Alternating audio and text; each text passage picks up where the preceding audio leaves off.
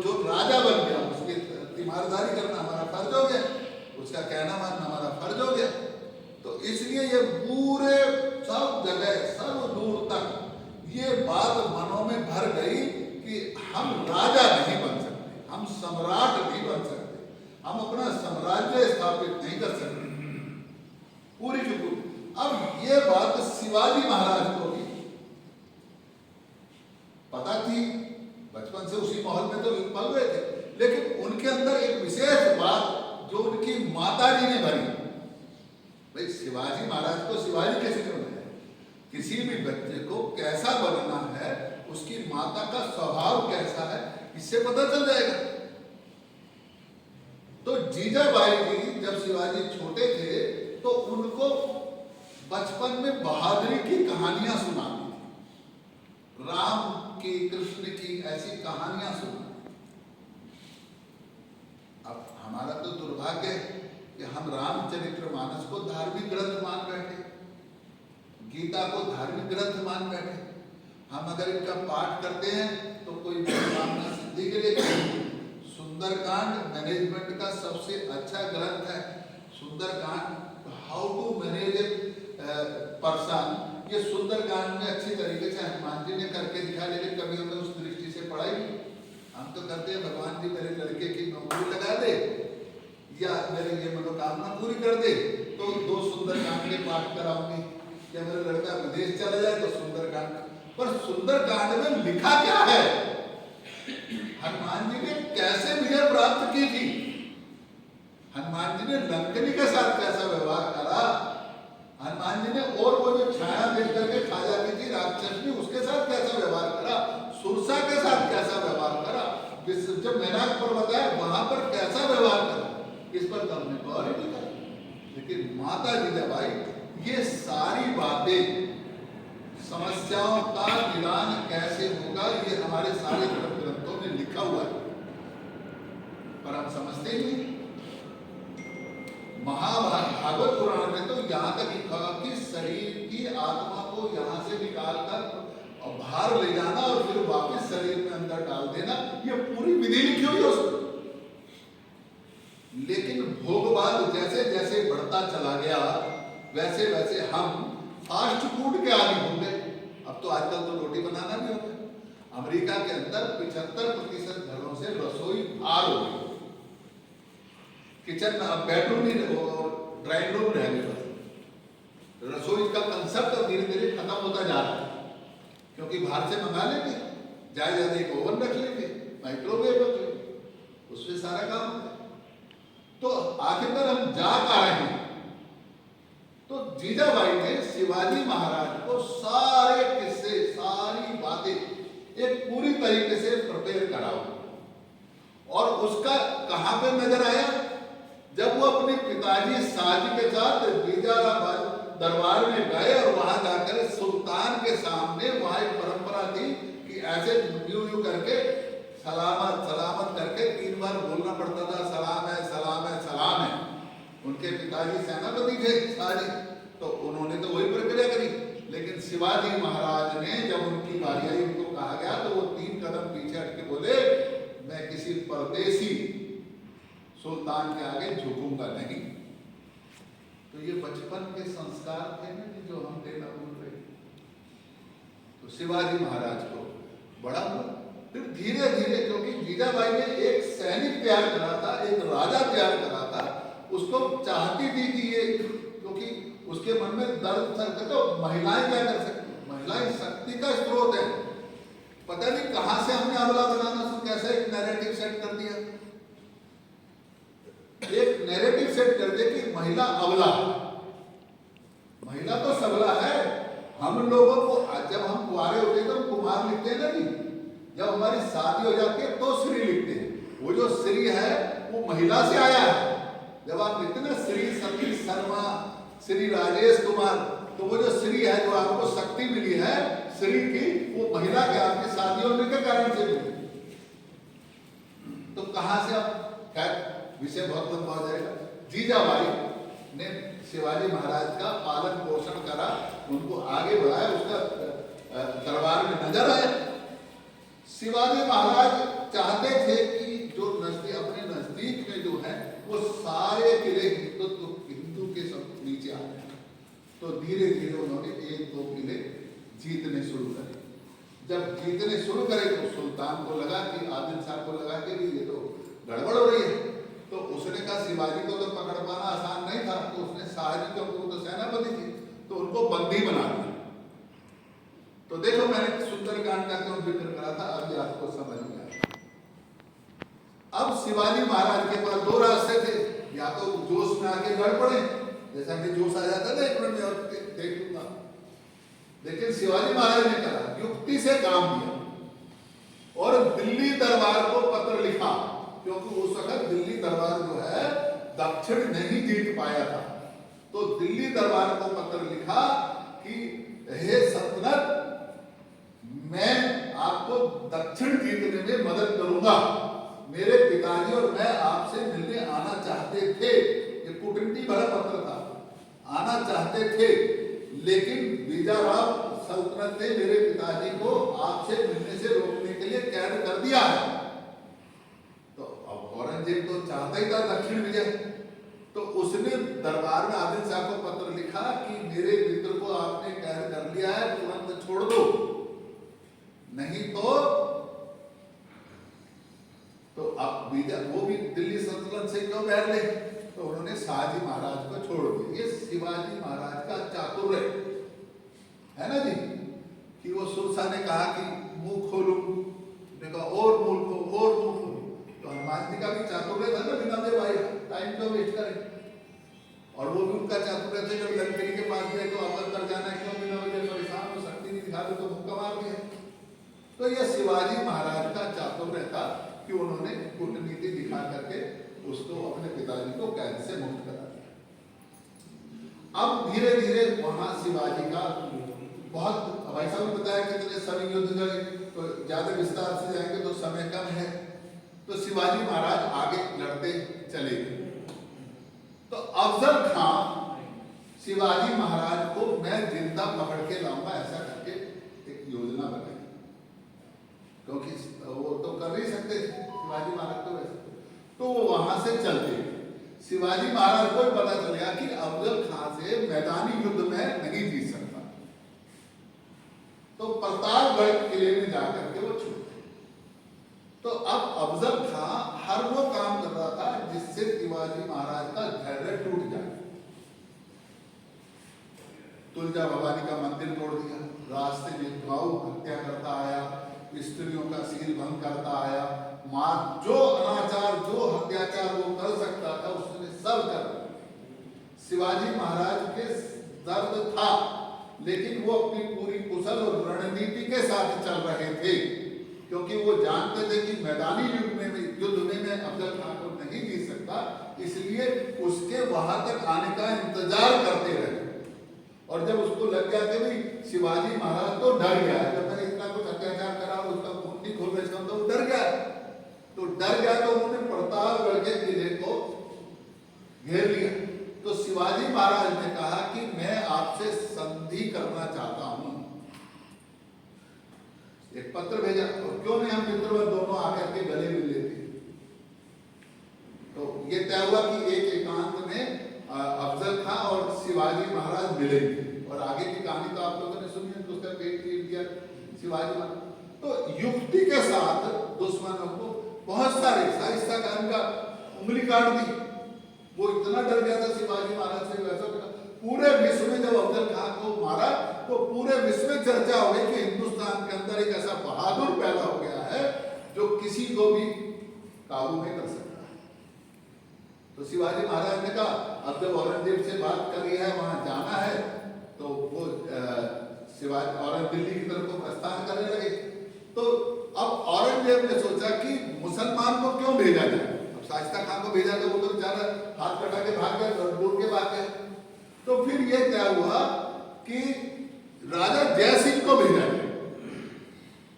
अब जब राजा जयसिंह लड़ने के लिए उन्होंने शिवाजी महाराज को पता चला कि राजा जयसिंह आ गए, तो एक बड़ा पत्र है, मैंने कुछ संशय को उनको भेजा दिया। राजा जयसिंह का शिवाजी के नाम पत्र, वो अभी पढ़ने का समय नहीं है, 15 मिनट लगते हैं वो पत्र में, उसका जो मूल पाठ है वो यह है कि हे राजाओं के राजा, तू अगर दक्षिण विजय के लिए अपने ध्वज के नीचे आता तो मैं भी अपनी सेना लेकर तेरे साथ और तेरे को पूरा दक्षिण जीतकर तेरे चरणों में रख दूंगा। लेकिन क्योंकि तू मुगलों के साथ आ रहा है, इसलिए मैं नहीं चाहता कि हिंदू हिंदू का खून बहाए। तो मेरा तेरे से अनुरोध है कि हम दोनों संधि कर लेते हैं, मित्र बन जाते हैं और औरंगजेब के साथ। तो वो पत्र का ज्यादा प्रभाव जयद्रथ पर नहीं पड़ा, लेकिन उसका एक असर ये जरूर हुआ कि वो भी चालाक था। तो उसने कहा कि शिवाजी महाराज ऐसे नहीं आएंगे, तो किसी तरीके से शिवाजी महाराज को बातों में फंसा के और मित्र बना के औरंगजेब के पास ले जाया जाए। तो अब वो शिवाजी महाराज को कहा कि ठीक है, एक समझौता कर लेते हैं कि औरंगजेब से आप मिल लेना, औरंगजेब आपको कैद नहीं करेंगे। वो औरंगजेब के दरबार में गए तो औरंगजेब जैसे कोई समझौता मानता, अरे ये तो हम मूर्ख हैं, जो भी हमारी शरण में आता है उसको छोड़ देते हैं। 31 बार युद्ध लड़के 17 बार दुश्मन को जीतकर 100 बार दुश्मनों को जीतकर जाते जा क्षमा करा और नीति का बखान करते हैं। हमें पता ही नहीं कि कौन सी नीति कहां चलानी है, बस जो पढ़ लिया वही समझ लिया कि यही नीति है ना जी। शरण, अरे कौन से शरणागत, किसको कौन आया शरणागत करने के लिए?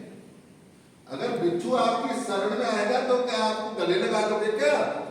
एक कहानी सुना दी, हमारे को नैरेटिव बना दिया कि एक साधु था, बिच्छू उसके हाथ में काटा, उसने फिर बिच्छू, अरे अगर साधु के हाथ में बिच्छू काटता तो साधु बचता क्या?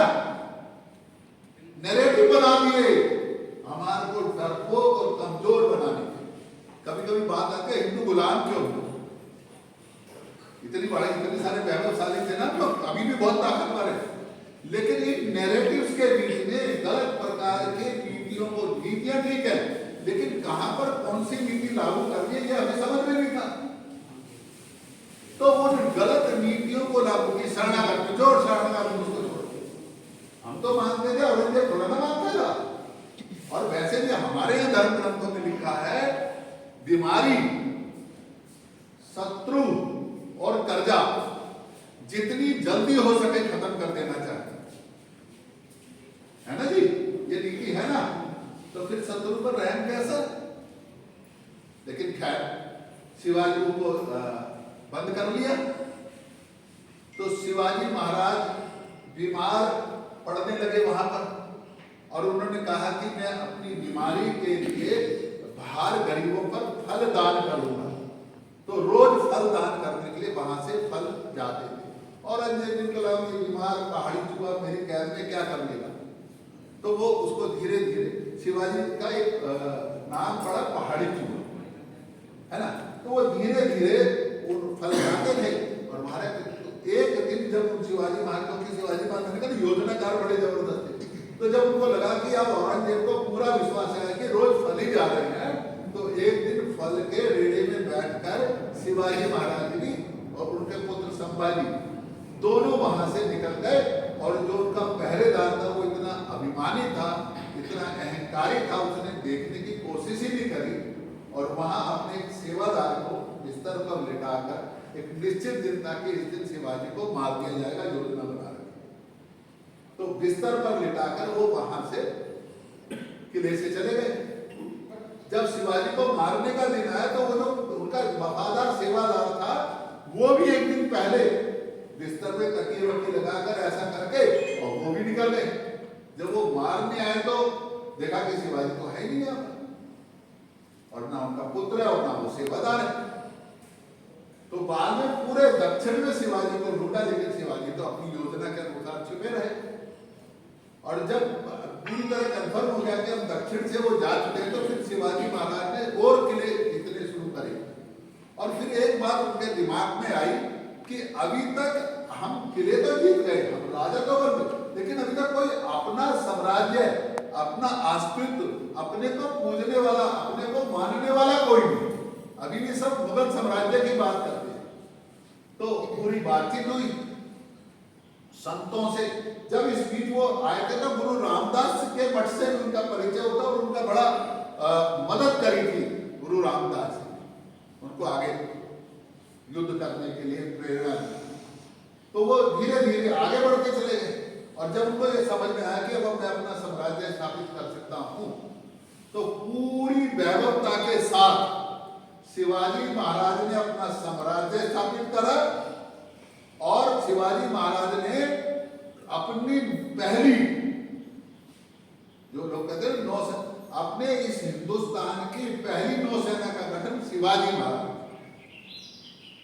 बेड़े बनाए थे, क्योंकि पुर्तगाली और अंग्रेज उस वक्त प्रयास करने लगे थे ना आने को, तो वो समुद्री बेड़े बनाए थे और समुद्री सेना बनाई थी।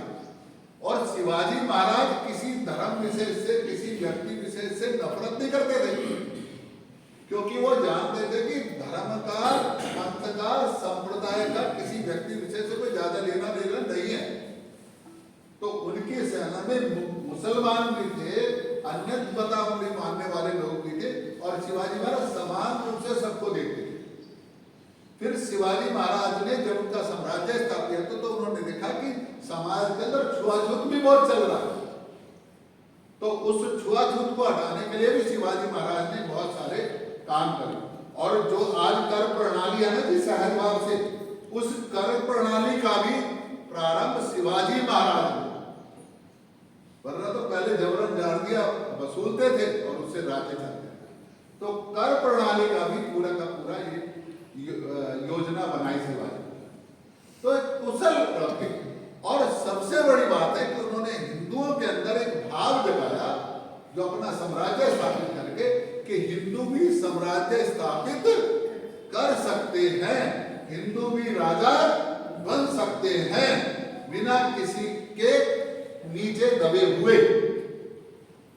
तो इसीलिए शिवाजी महाराज के राज्याभिषेक को हिंदू साम्राज्य दिवस उन्होंने प्रेरणा, उन्होंने समाज में बताया। अच्छा एक बात, तो कोई भी समाज को अच्छा बनना हो या आगे बढ़ना हो क्या करना पड़ेगा?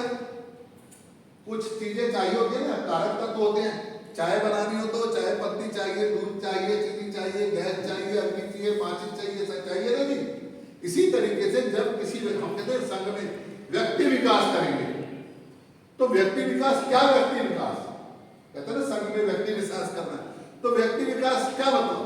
तो 3 चीजें चाहिए होती है, ज्ञान, पावर और कॉन्फिडेंस, आत्मविश्वास। ये 3 चीजें तो चाहिए ना जी भाई। हम अगर हम संपूर्ण मानव हैं करके 3 चीजें सिर्फ है, उसके बाद उनकी ब्रांच है, नॉलेज, पावर एंड कॉन्फिडेंस, ये चाहिए ना जी। और यही फिर शिवाजी महाराज ने समाज में भी दी और व्यक्तियों के अंदर भी दी, और यही काम डॉक्टर केशव और बलिराम हेडगेवार जी को समझ में आया और इसी कारण से उन्होंने राष्ट्रीय स्वयंसेवक संघ की स्थापना की और इसी कारण से ये जो सवेरे शाखा लगाने का प्रारंभ करा। उस शाखा में क्या होता है? वही तो होता है ना जी, 3 चीजें तो देते हैं, 40 मिनट का शारीरिक, 20 मिनट का बौद्धिक, और जब सामूहिक मिलकर करते हैं तो आत्मविश्वास है ना जी। तो हमको ये सारा नैरेटिव लोगों के तोड़ते हैं। और जब अपने मैंने देखो शिवाजी महाराज किसके कारण बने? माता के कारण। तो आज हमको अपने परिवार में 3 चीजें की समस्या समझ में आ रही है सबको। तो अब हम क्या करें? हमको करना क्या है कि परिवार में एक दिन सामूहिक भोज का कार्यक्रम करना। हम सब बच्चे बड़े मिलकर के भोजन करें। साथ भोजन करने से ही, अरे हमारे यहाँ तो साथ फेरे लेने के जीवन का साथ चल जाता है, तो लेकिन अगर साथ भोजन करेंगे तो संबंध प्रगाढ़ होंगे या नहीं होंगे? फिर घर में इस प्रकार के पुस्तकों को लाके रखना है। मैं विद्यावादी में था तो वहाँ बच्चों के घर जाते थे, तो संस्कार केंद्र चलाते, तो छोटे छोटे बच्चे संस्कार केंद्रों में आते हैं।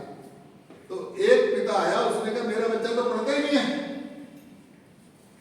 तो आपके बारे में सुना था सतीश जी कि आप बच्चे को समझा देते, तो मेरे बच्चे को समझाओ।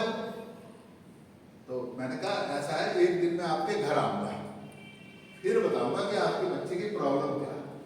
मैं उनके घर चला गया। अब गरीब का घर कितना सा, एक कमरा, वही रसोई, वही टेलीविजन, वही चारपाई, वही सब कुछ। उनके घर में थोड़ा अलग रसोई थी। तो वो मैं जब वहां जाकर के बैठा, मैंने देखा पिताजी ने तेज वॉल्यूम फिल रखा है, माता जी रसोई में सब्जी बना रही है, वहां से चिल्ला रही है पढ़ने बैठ करके। पिताजी भी टीवी देखते हुए कह रहे हैं स्कूल का काम कर लिया क्या। आप कल्पना करो कि टीवी जोर से चल रहा है, माता जी चिल्ला रहे हैं बच्चे को पढ़ाने के लिए, क्या संभव है। मैंने उनको कहा भाई साहब एक ही समाधान है, जब बच्चा पढ़ रहा हो तो आप भी अखबार, किताब, कोई भी साहित्य कुछ भी लेकर बैठकर पढ़। आपके इतना बोलने से बच्चे को कुछ फर्क पड़ने वाला नहीं है, लेकिन जब आप करेंगे तो बच्चा अपने आप पढ़ना शुरू कर देगा। और परिवर्तन हुआ। तो अगर हम अपने माता पिता के पैर छुएंगे, हम अपने माता पिता का लालन पालन हम रखरखाव ढंग से करेंगे, तो स्वाभाविक रूप से हमारे बच्चे भी हमारा वो करेंगे। जैसे बच्चों को हम संस्कार देंगे, वरना तो वो कहते हैं कि मैंने अभी ज्ञान की बात करी ना, तो वो कहते हैं ज्ञान, बच्चा तो इंजीनियर बन गया, बच्चा तो डॉक्टर बन गया, बच्चा तो प्रोफेसर बन गया। धन कमाने के लिए बहुत ज्यादा शिक्षा हो गई, लेकिन जीवन किस तरह जीना है, समाज में किस तरीके से आत्मसम्मान के साथ रहना है, वो शिक्षा शायद हम नहीं दे रहे, और वो शिक्षा परिवारों से ही